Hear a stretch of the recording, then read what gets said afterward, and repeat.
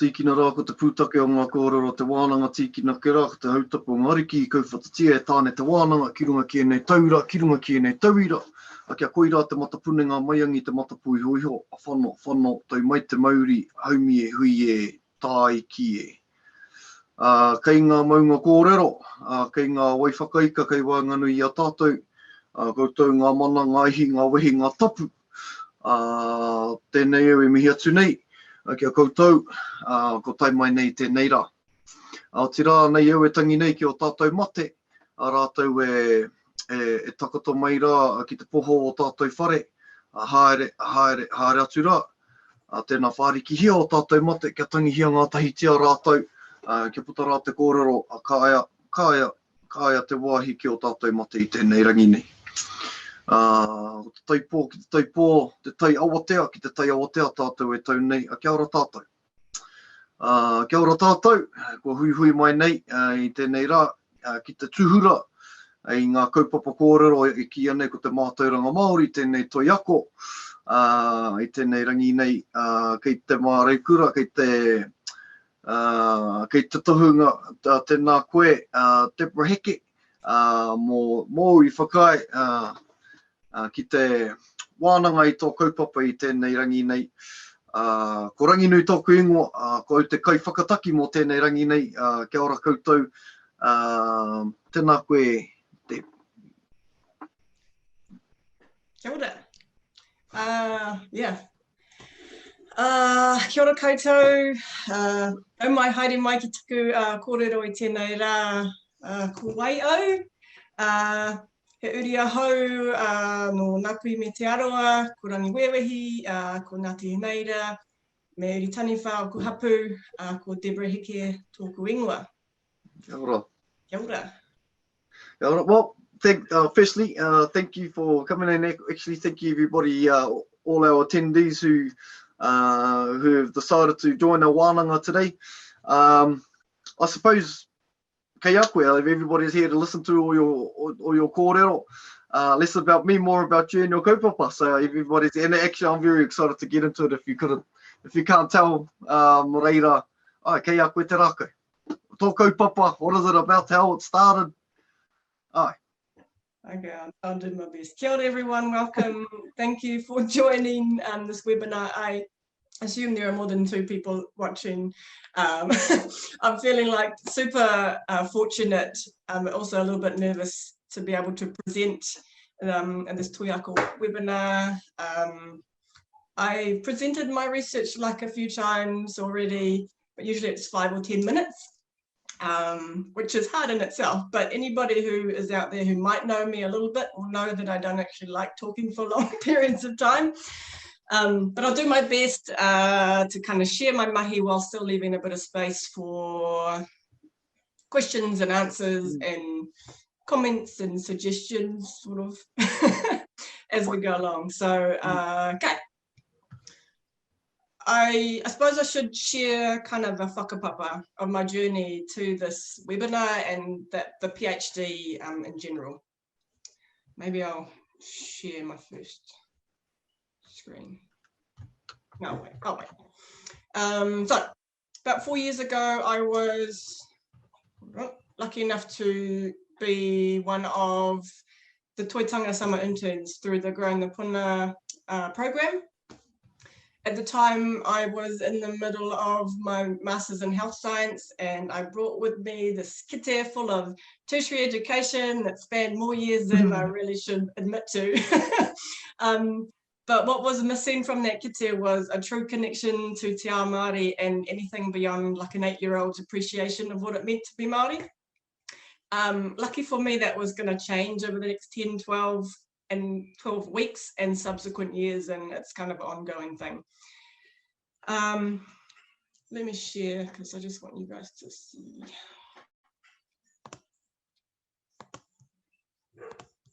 Oops, there's a dog gonna bark for you there too.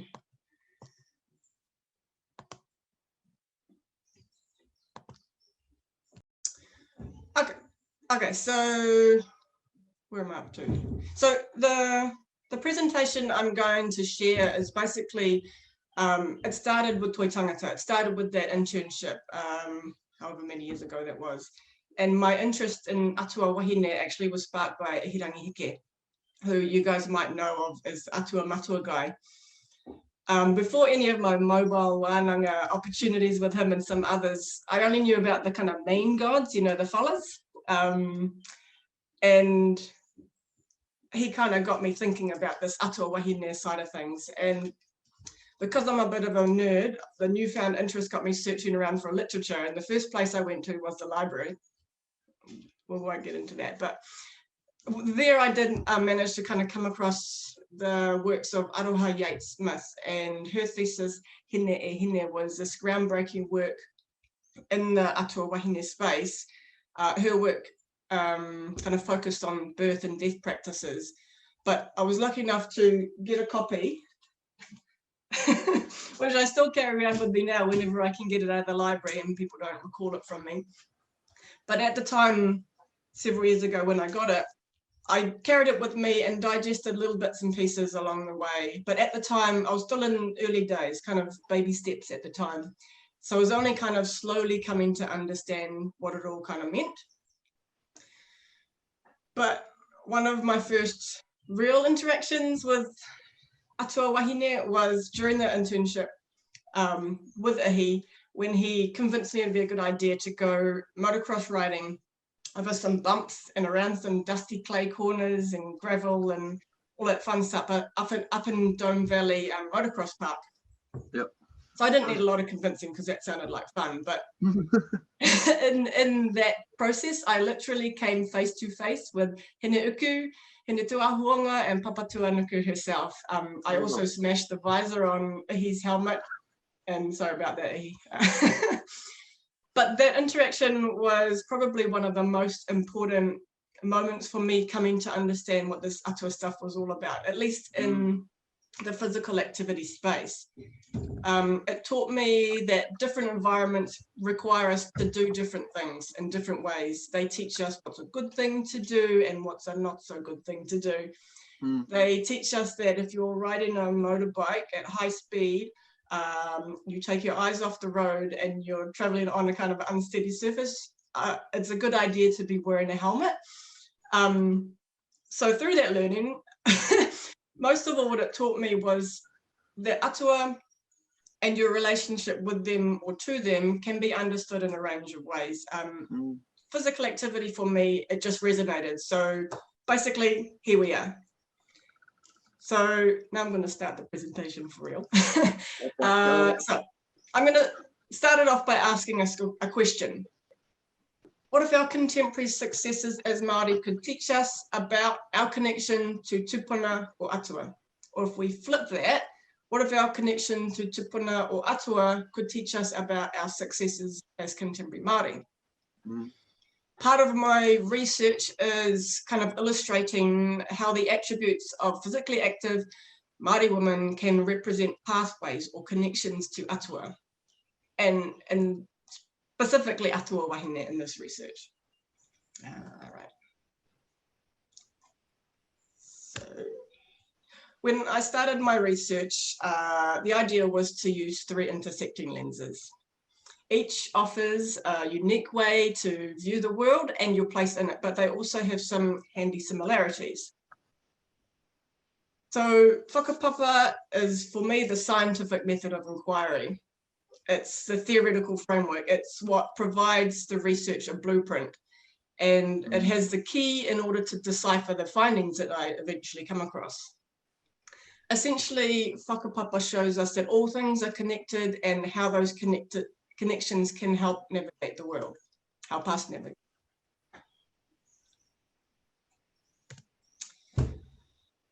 Mana wahine theory underpins this research, and basically by default, it prioritizes the voices of wahine Māori. It declares that we are the holders of mātauranga wahine, and we get to decide how it's transmitted to the world.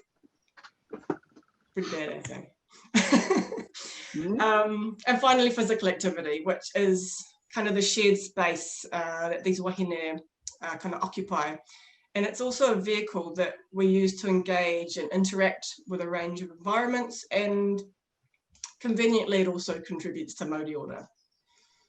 So although these things are kind of different in a whole lot of ways, these overlaps are kind of why I like this kind of intersecting lens idea.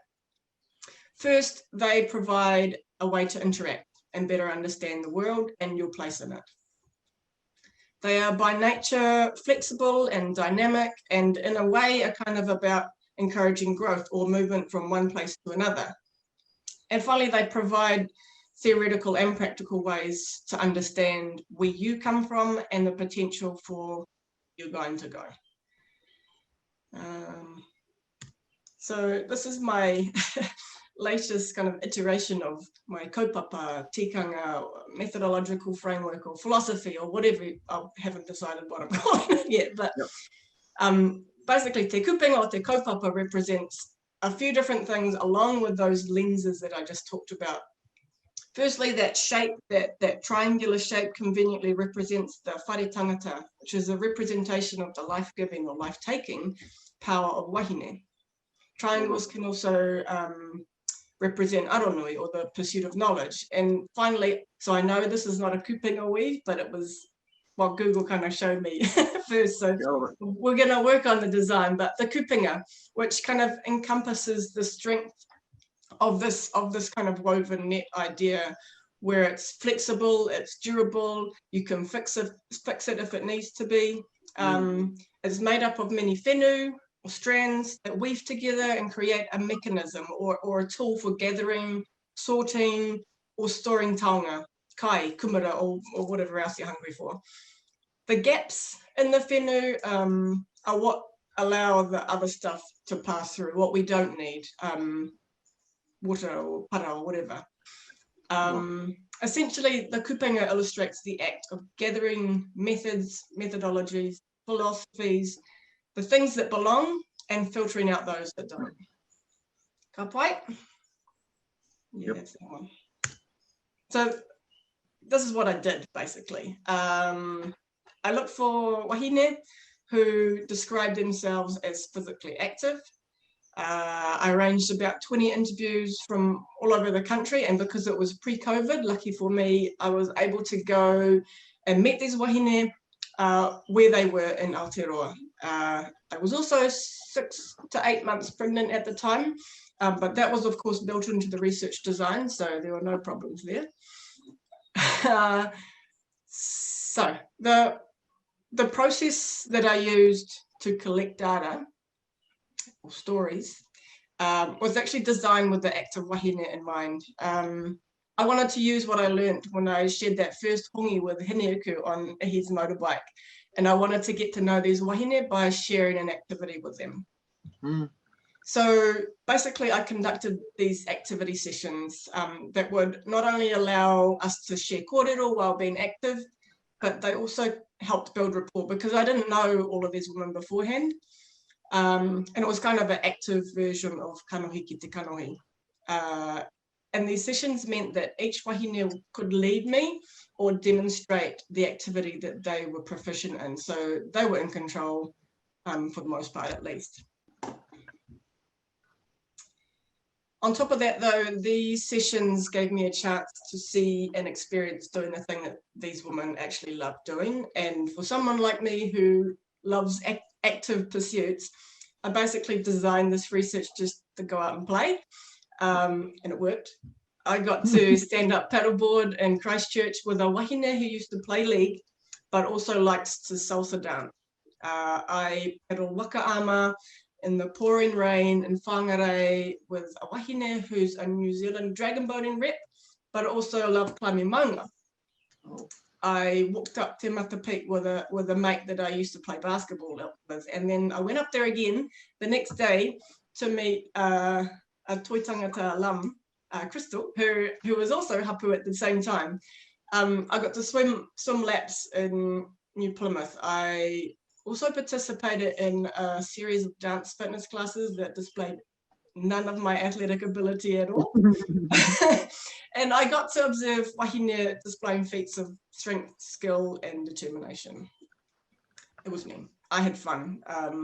But what I noticed about the sessions, I was able to see aspects of these women's personality and physicality that I just wouldn't have had the opportunity to see if we just sat down and had a kōrero. But we did also do that. We did get to kōrero, and from that, I managed to develop some key themes I'll get to in a minute.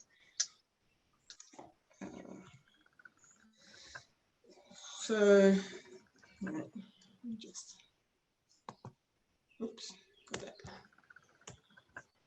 Okay, so I'm not going to talk too much about this because this picture makes it look much more succinct than it really was. So I'll just say that the process was long and involved like 1 million post-it notes and 5 Chinese takeaway containers that they're all stored in, pages and pages of A2 sketch paper for doodling and mind mapping and brainstorming.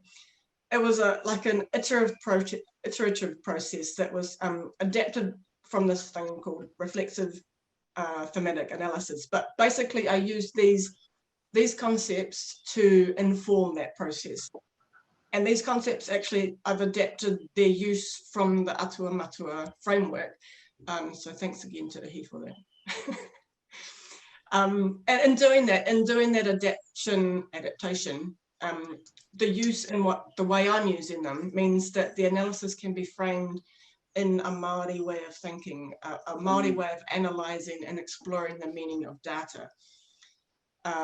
So this particular diagram, it shows that the exploration of mātauranga, it began way at the beginning when I first kind of started writing literature reviews and just kind of informing myself on the process. And it continued. So these arrows on here really should be going both ways. Yep. But anyway, the mātauranga and the learning kind of continue to inform each stage of this analysis process. So the next stage, I don't know if my face is in the way of this, but the next stage, framing of codes and themes, it connects to the concept of whakapapa, and it basically looks at the way something that one person said is connected to something that somebody else said, and that's kind of that whakapapa connection between participants and what they talked about. The next stage, the categorizing or connecting themes, it talks about metaphors or huahuatau, and how those metaphors contain connections to wider understandings of mātauranga. It comes back to the idea of broadening rather than kind of reducing down ideas, and I'll kind of talk about that in a little while. And then finally, the contextualization of that, or the realization. So this all happened with the help of some really awesome advisors, but also it involves what I'm currently doing, which is writing. Yeah, anyway, we'll move on from that one. That's a boring slide. This is where it kind of gets fun, because from the kōrero and the reflections of the activity sessions, I managed to develop 5 metaphorical categories, or huahuatau. Each of these huahuatau are made up of several traits, or metaphorical traits, ahuatanga. And so, yeah, as I mentioned, the reason I use metaphors instead of themes or definitions is a way of broadening rather than reducing, connecting with a Māori way of viewing the world. By broadening the interpretation of meaning, and it means we have to kind of use our critical thinking, a bit of imagination, and sometimes we can kind of co-construct meaning depending on the way you view the world.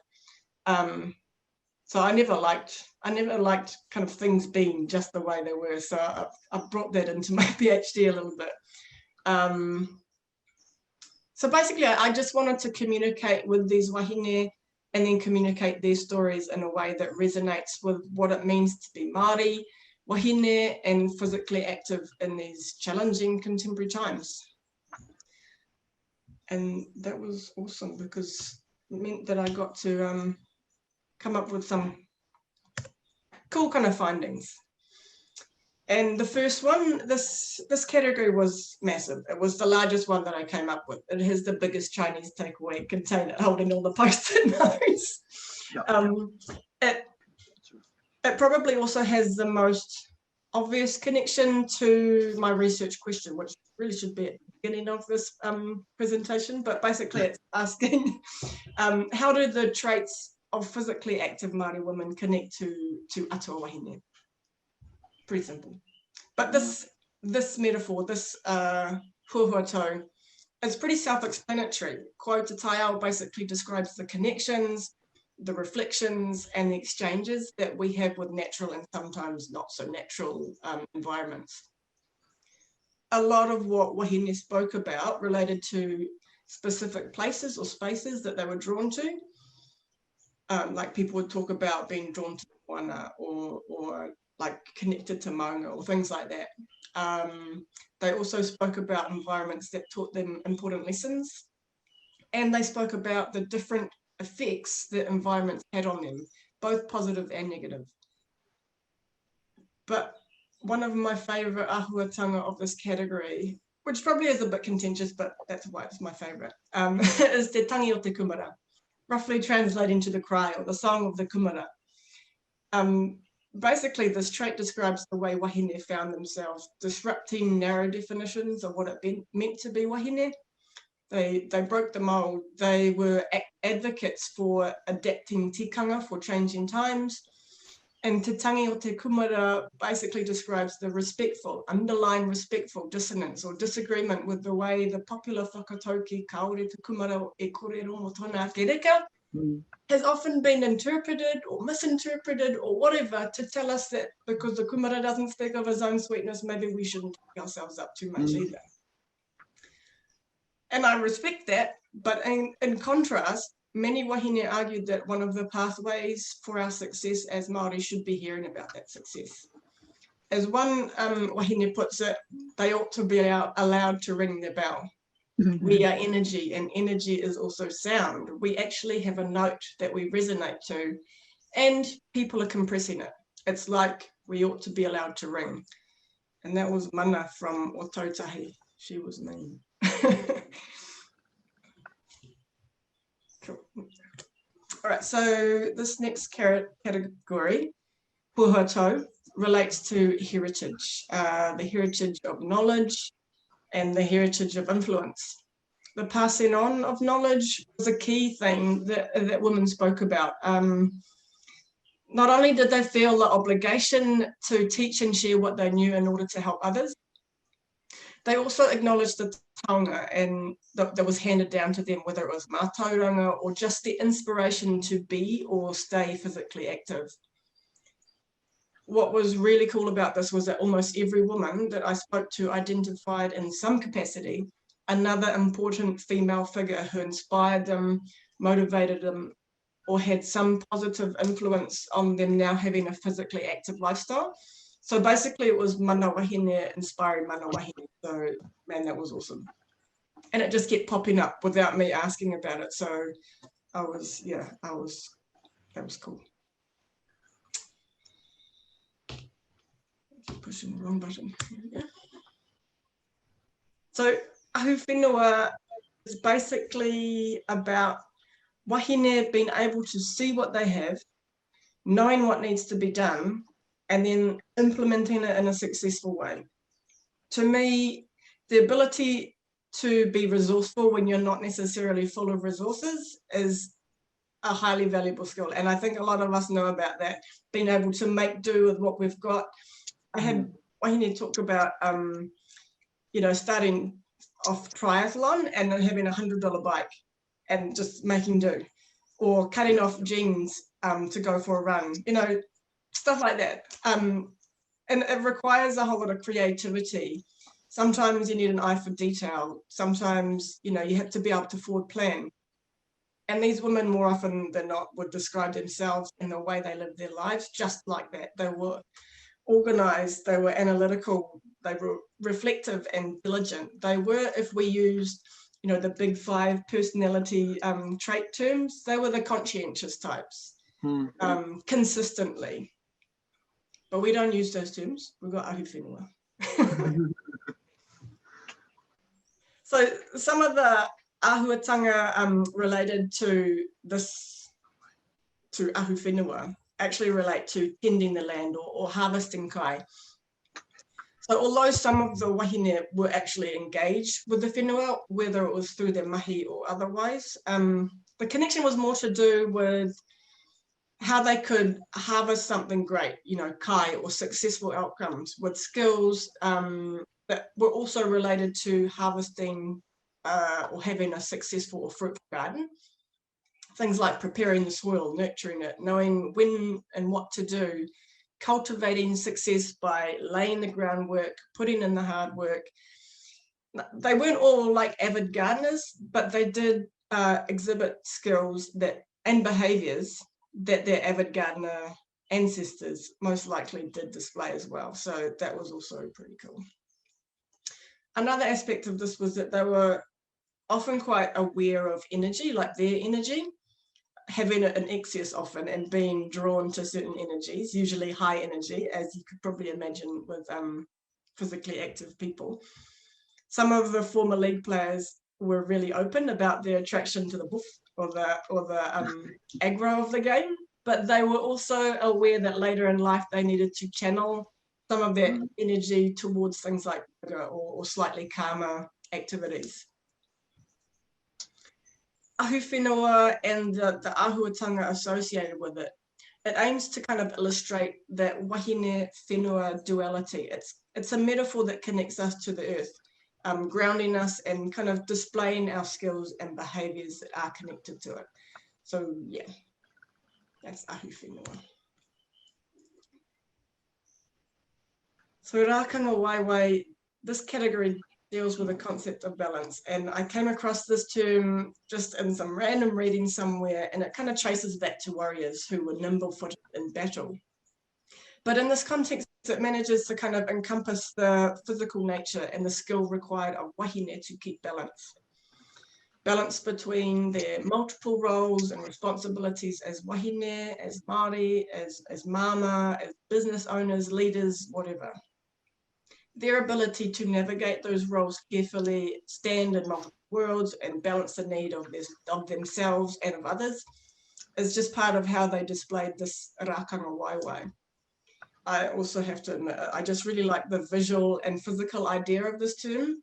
I just kind of imagine this wahine toa, agile in battle, moving in and around danger and putting herself into spaces that others may not be able to navigate, jumping from one place to another with skill, moving swiftly but carefully through like shifting terrain, all that cool stuff. It makes me tired just thinking about it, but I think a lot of wahine can relate to that, maybe especially mama. I know I can. I'm gonna have a drink.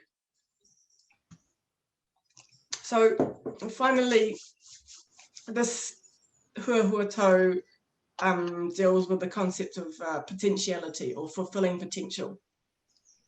This one was kind of a pain for me because it kept changing and it's undergone lots of different forms, but it's finally blossomed into what it is. So it's had lots of back and forth, but regardless, the sentiment was quite clear. These wahine were committed to fulfilling their potential and contributing to the fruition of others. They would sacrifice time and effort in order to achieve whatever goal they put in place. They would see potential in others, and they would strive to help in whatever way that they could. They were also often quite proud of the beautiful flower that had blossomed. So there were aspects of vanity and ego, but with a strong mana wahine vibe. So I'm getting to where I currently am in my work. So this is usually what we call the discussion section, which is just lots of writing, but I've decided to kind of look at it in a whakamaori or whakamaori tia way. And this is where I try to make sense of things and make some connections. Weaving a narrative displays the sense of whakapapa through physical activity, the traits of wahine and their behaviours, and tracing those to Atua Wahine. I'll do that, or I am doing that, by interpreting those connections through both Western knowledge systems and aspects of tauranga. Ultimately, the idea is to display the different ways of knowing along with the different ways of transmitting that knowledge. So I wasn't sure if I was going to do this way, but anyway, the process of this section, I had to actually start with what I'm calling like a blank page hack. Sometimes when you're writing and you've got a blank page in front of you, it's really hard to come up with something to write. So I figured out this hack, and I call it like creative prosing. I'm not really sure is the thing, but maybe at the end, if there's time after questions, I'll share a section of how I kind of do this. But basically, it's writing, free writing, semi-poetically. I say semi-poetically. Anyway, so I'm just going to let my dog in the office.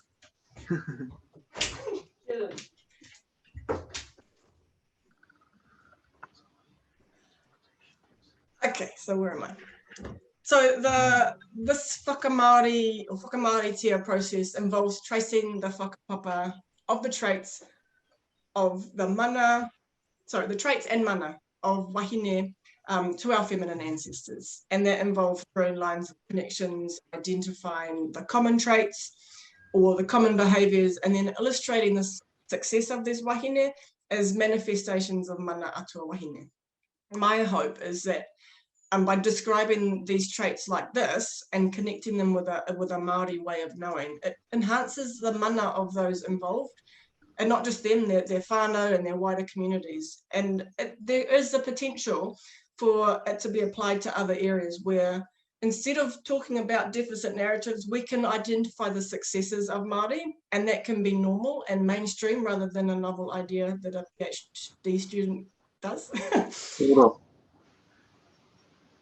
So here's the bit that probably people are most interested in.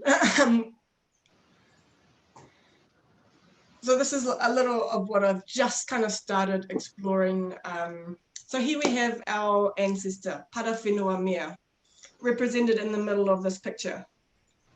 She's the atua of fresh flowing water and also floods and deluges. Her flowing water carves the path from the top of the maunga, represented by her mother, Hine Tūpare Maunga, through Te Wao Nui o Tāne, her father, through to the estuaries, where her fresh water meets with the salt waters of Moana Nui Akiwa. Above are the clouds of Tihurangi, where Tihurangi form, and eventually fall to start the journey all over again.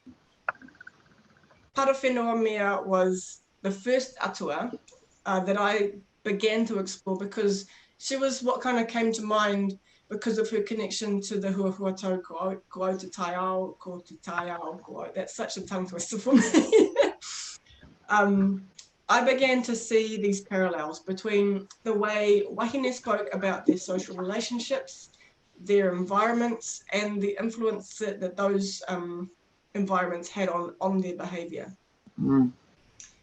By exploring the metaphors that Parawhenua Mea offers us as templates for learning, I start to talk about the parallel between the way certain elements of nature impact Parawhenua Mea and how her influence is displayed on them. Here's an example. E kore a Parawhenua Mea e haere ki te kore a rakahore. This whakatauki tells us that Parawhenua Mea relies on rakahore to help her waters flow.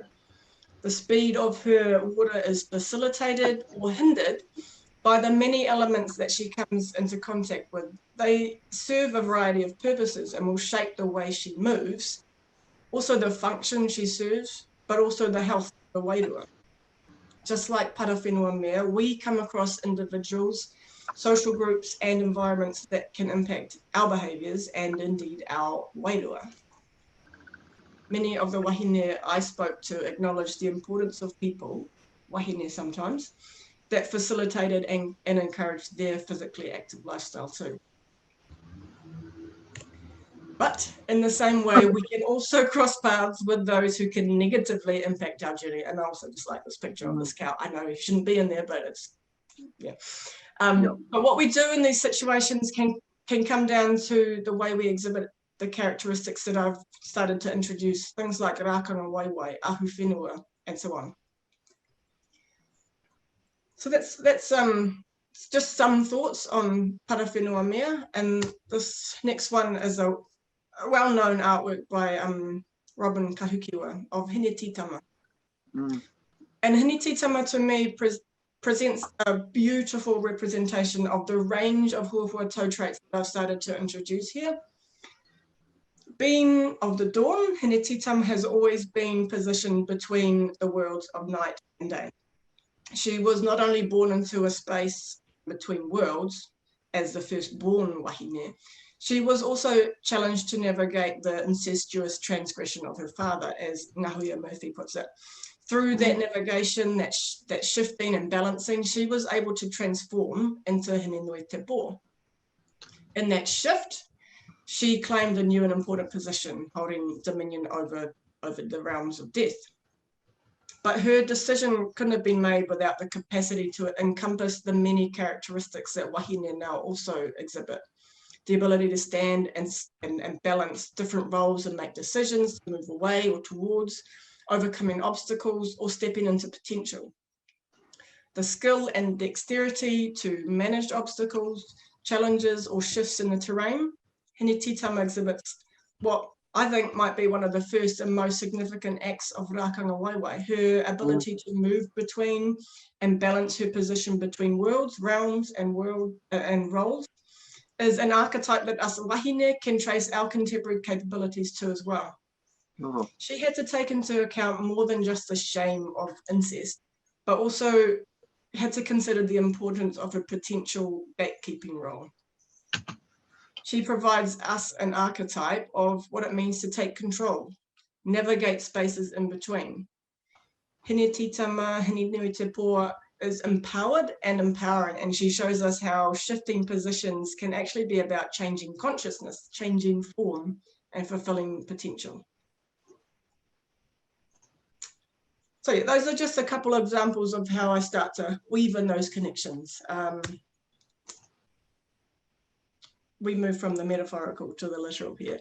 I show you this picture because weaving a wahakura, which is what I'm doing in this picture, is fiddly as, especially if you don't know what you're doing at the beginning. Your fingers get sore, you get dirty and green. Sometimes you make mistakes along the way, often you make mistakes. Sometimes you need to lie down in between, and sometimes you need help from people who actually do know what they're doing. But in the end, you come away with this beautiful taonga. And eventually it will serve a purpose.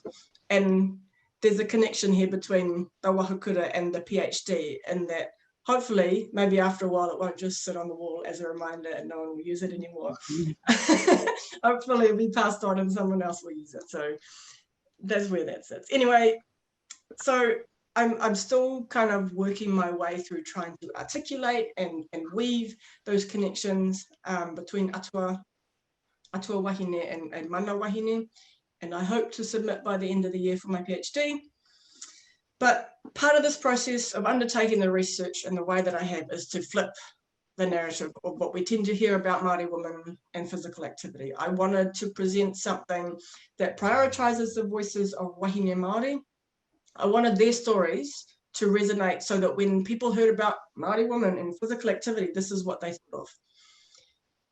Part of the journey has been presenting the different ways that research knowledge or mātauranga can be transmitted. It can move through words over a cup of tea. It can be passed on via a high-speed hongi. It can be articulated with a hoi through water, through sweat on your brow, and eventually through a 200+ page thesis that maybe only 5 or 6 people will read. But just like our tūpuna wahine who use waiata, rāranga, uri or karanga, we're resourceful communicators, and I hope that my mahi can, in a small way, acknowledge and contribute to that. So before I take up too much more time, I'm just going to talk about a few things that I think are takeaway messages. Number one, the value of acknowledging and utilising the many ways of knowing and the many ways that we can communicate or transmit that knowledge. Our tūpuna had their ways and we can still utilise them today, but we also have some new ways, and by affording them both space in a respectful and purposeful way, I think we can definitely get onto something.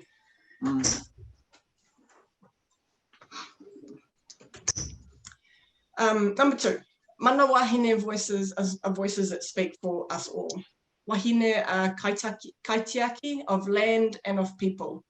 They are carriers of special knowledges and even specialer powers of procreation, of nurturing new life. And they're also aligned with mechanisms at the end of life through our connections to Atua Nuku and Hine Nui Te Pō.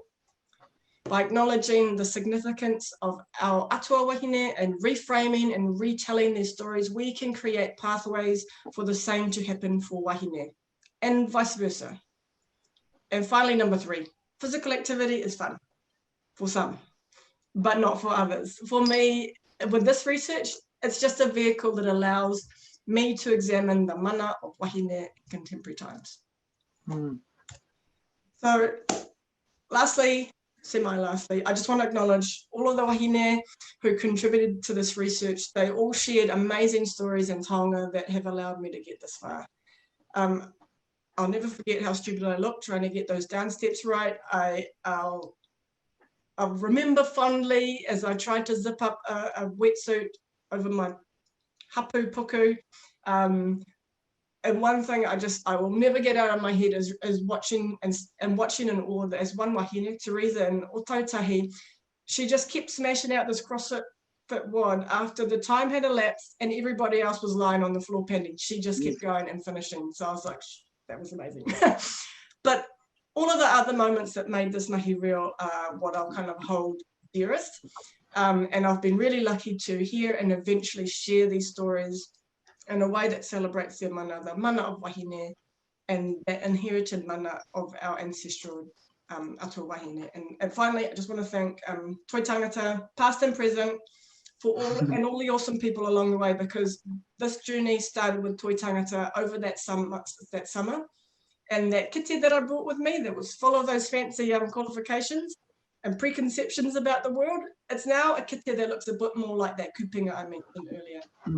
It's flexible, durable, and mendable. It's not fixed and rigid, but it also has this cool built-in filtering system that allows a lot of the pata to filter out. And it holds the taonga from the conversations of these wahine and others. It sometimes needs adjusting, but mate, it's full of those singing kumara. So thank you everybody for tuning in. Ka nei te mihi, tēnā koutou, mauri ora, koutou katoa. Kia ora, tēnā koe Debbie i o kōrero, i mui tō wehi, we'll just have a look at it, because as you might have seen, I was jotting down all these things, because it's a huge kaupapa. Huge kaupapa, and there's a few pātai there that have popped up in case you haven't seen them, but a couple of the pātai that had popped up was, and it's quite timely, as I was saying, that we have this conversation. As I was saying the other day, I saw that there was an underrepresentation of wahine in science in regards to sports, and it was on breakfast just the other day. Dr. Stacey Sims from Waikato University was just talking about how a lot of the resources and a lot of the information in mātauranga that's being promoted and shared across the motu in all sports have come from tāne, and they're not considering how those effects don't quite work for wahine, and so it's actually really timely that we're having this that we're having this kōrero, being able to contribute to that conversation around the differences with physical education and wahine and the different needs. But I suppose one of the pātai that I had was, what has been your key rauemi around Atua Wahine, because it's very dominant tāne mahuta, tūmatauenga, rongo, or these atua who people perceive as tāne, atua tāne, and a lot of rauemi are saying that as well. What rauemi have probably been the most useful for you in these in your rangahau? So when I first kind of started thinking about the idea that, hey, how come the only ones we know about are fellas? And I was like, well, how does that balance? And that idea kind of is what's is what's out there. Like those complementing roles is that the importance of tāne, you can't undersell the importance of Hine Ahuone as well, and her role and the significance that she plays in balancing, and all of the other people that he connected with for his many accomplishments.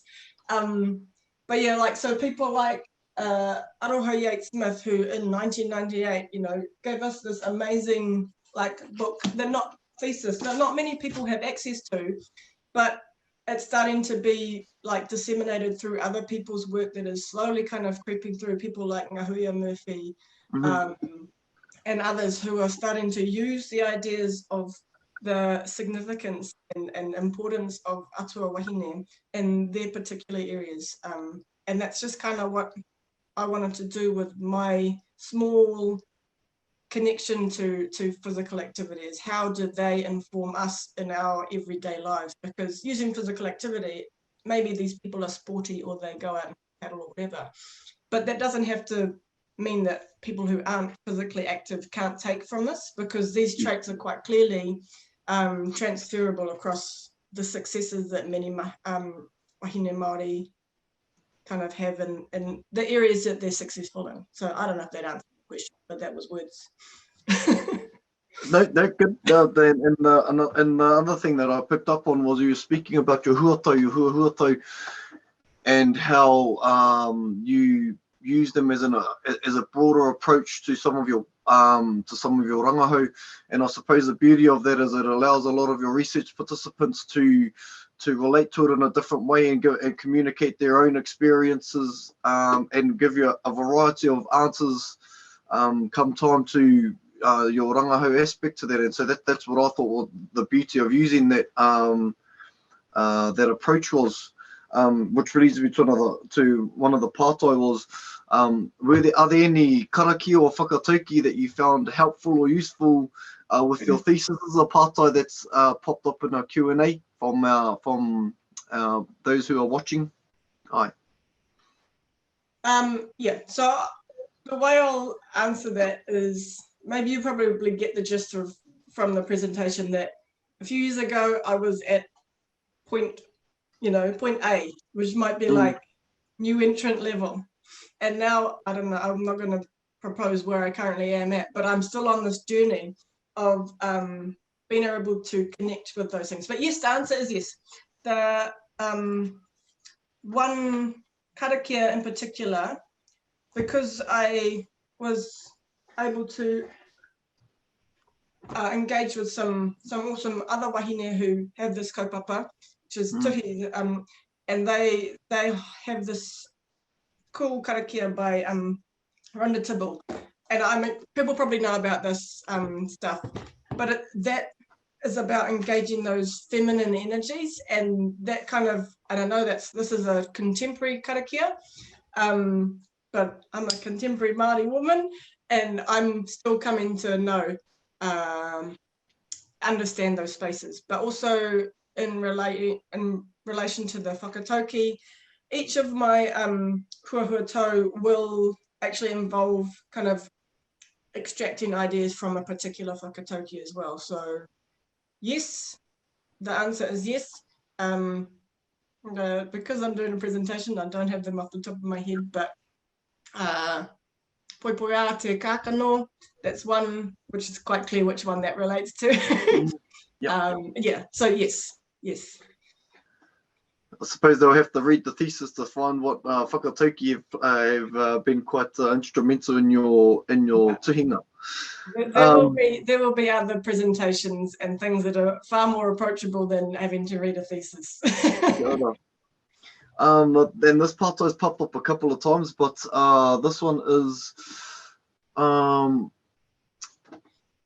what would your number one advice to them getting started on that journey, and the message for them continue when it gets difficult?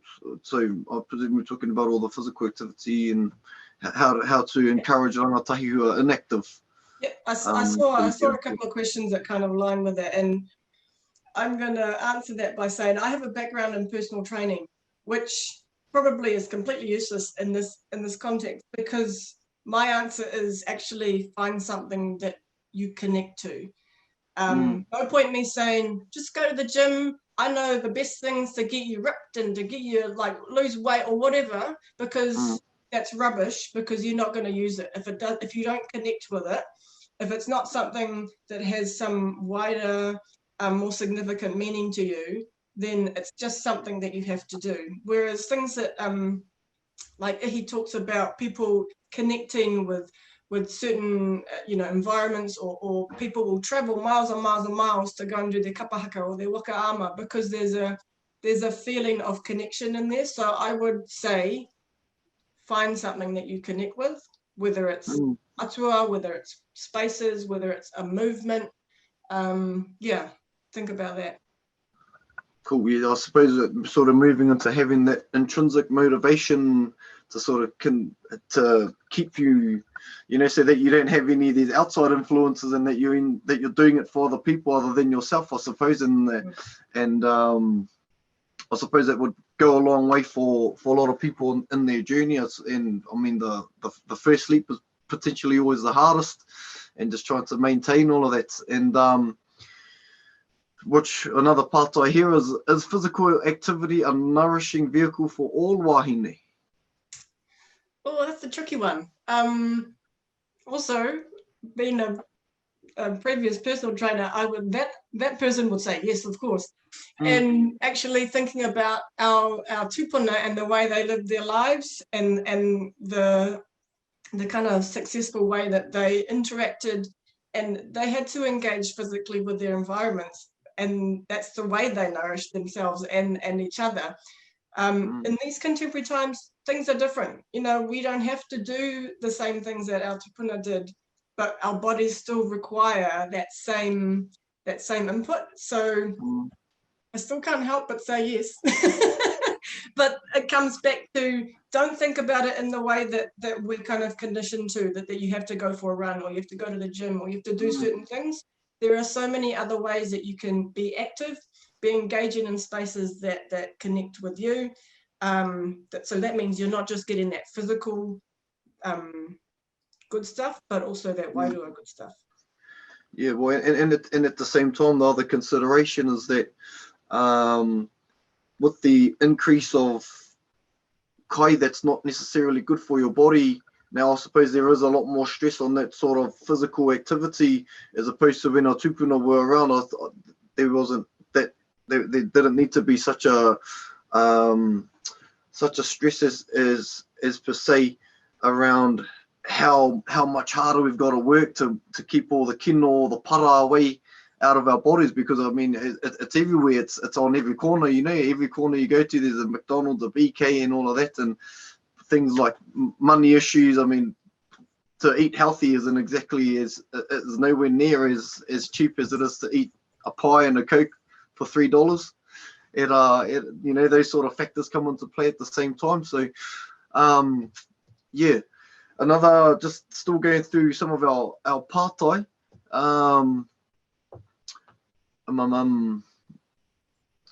How do you see it being implemented with our rangatahi? How do you see it being applied, or your rangahau? Are there any particular programs that might sweeten how it might look for rangatahi?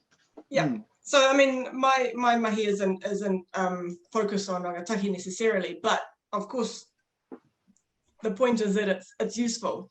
And I think if we kind of strip it back and don't think about like the small bits, but kind of the wider idea of what my research was trying to do, is that, one, we're looking at different ways of knowing things, different ways of knowing what physical activity is, different ways of knowing what health is, different ways of transmitting that, and different ways of kind of communicating that knowledge. So if we can start to think about things differently, talk about things differently, in this case, wahine and their roles, or Atua Wahine and their roles, those kind of knock-on effects, I hope, are a logical thing. So if we start telling stories about Atua Wahine and how they're significant to us in this current moment, then we can also acknowledge that our roles as wahine are more than the things that we have been told our roles are.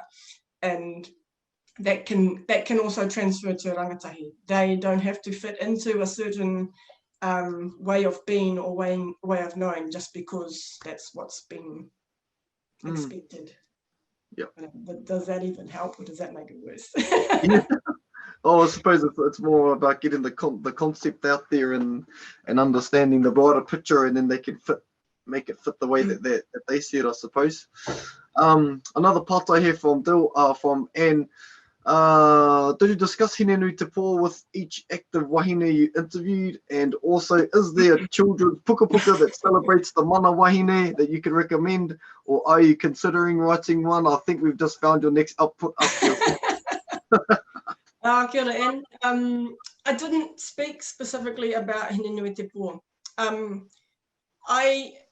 Some wahine didn't talk about atua at all.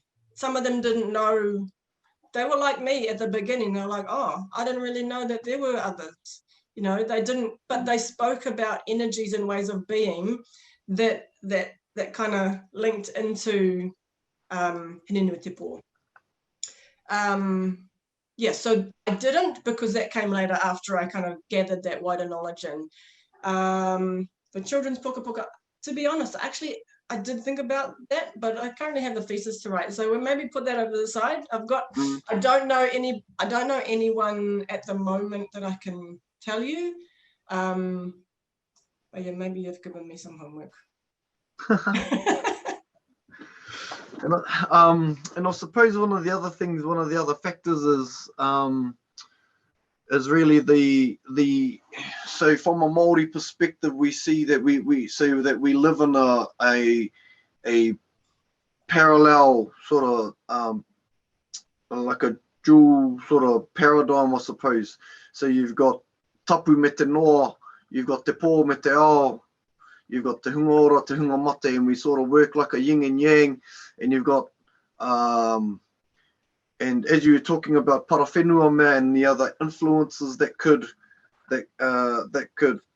influence the flow of the awa, is that kōrero in there as well about, or is that just elements in general? Because as you're talking about that, I start thinking about what tāne mahu, what tāwhiri does that can disrupt or disturb or even calm our rivers, our oceans and whatnot. And so those were just some of the things that were sort of going on in here as you were speaking. Yeah, no, thanks for that sharing. I haven't, because at the moment I am still kind of in the middle of, so I've got sections that I'm talking about at different times depending on what's kind of going on in my head and what kind of inspiration is going. But there's still more to add, and I'm not discounting the role of the atua tāne, because as we say, like the importance is in those complementary energies and that balance that they provide each other, but also sometimes too much, sometimes not enough, and as you say, sometimes tāwhiri mātia will help or not. But yeah, those are all kind of workings that are still in the motion at the moment, so I'm basically mid-paragraph. Kia ora.